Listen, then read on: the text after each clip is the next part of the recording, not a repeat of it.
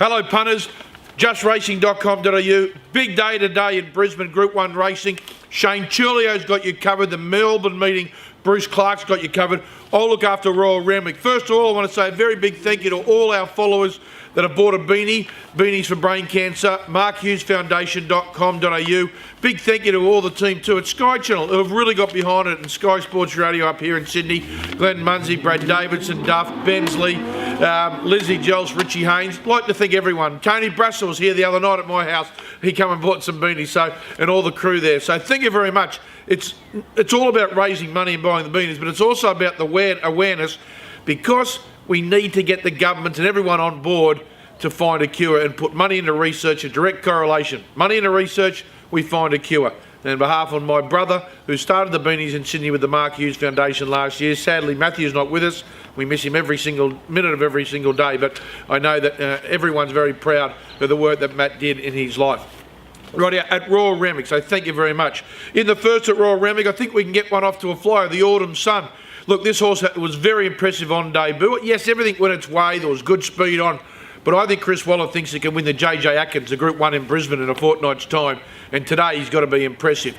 Bit of speed today. I think he'll just run over the top of them. He's very, very hard to beat. Mickey Blue Eyes, blinkers on. They're going to try and ride a bit closer this afternoon. Pembroke Classell, who got the job done last start at Warwick Farm in the same race. But I do like the Autumn Sun. Race 2. I really wanted to take a set against this horse at Richie Freeman's. I thought, oh, it was okay at Kembla, but you know, the way it's found a perfect 3-year-old fillies race in Sydney, Vontaine, I think it'll just win again. And she might even pop up to Brisbane. The only worry is she's gone back from a mile to 1400, but I think she can just eventually work forward, lead, and she does. She'll be very hard to beat. Race 2, number 2, Vontaine. Oria and Nipotina obviously look the dangers. Race 3 in the Carnival, Sasso Corbaro. Got an absolute mile back at Scone. Forget that run. Well, don't forget it. But it was just taken out. It couldn't win from where it was. Smaller field today, I think it'll just settle in a little bit closer at the 1200. Sasso Corbaro will be very hard to beat. Zonk, the last 50 metres is your only worry. It's got to run 1200, but it's certainly one of the leading dangers. And Savatiano, who showed a bit of ticker at Scone. Race 4 on the card, the Tab Highway. Falerina, the horse from 3-year-old filly from Brett Cavendish's stable, 2 out of 3. She comes off a little 3-month freshen up. She's only got the 55 kilos. The top weight she knows got to give her 7.5. They look the 2 leading chances with La La Brook in 3rd. But I think Falerina and also the top one she knows, one of those 2 will win. Race 5 on the card. Well, I got Bastia on top. If it just repeats its run behind Solo Mission, it'll be hard to beat. Gets the right run from Barry 1 without a lot of speed. I think after all that, if it doesn't have to give away too big a start, geez, he's got the best turn of foot in the race. And Vaucluse Bay, who was super first up, has still got that dash. Race 6 on the card, well, Live and Free. It's the one to beat, there's no doubt, and they're still looking to go to Brisbane for the Derby in a fortnight.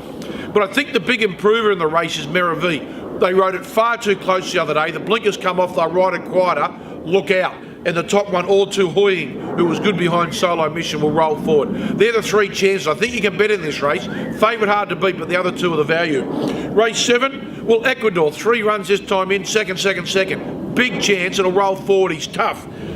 Our Century, 2 runs for Kim Moore. Well done to Kim Moore. Her stable is low flying. This horse was great the other day. And the other one, Naval Warfare, who drops from 58.5 to 53, gets a quick 7-day backup.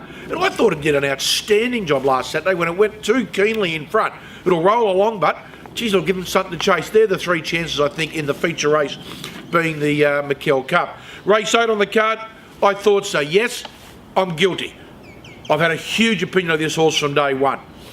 It's the first full preparation now since joining the Snowden camp. I loved its trials. Blinkers off. I think he's a sprinter. He can just sit in behind. I think he can go bang. 2 excesses, the big danger. Was great at Scone. Tracy Bartley's stable is flying. And the value runner is Samantha. Blinkers on.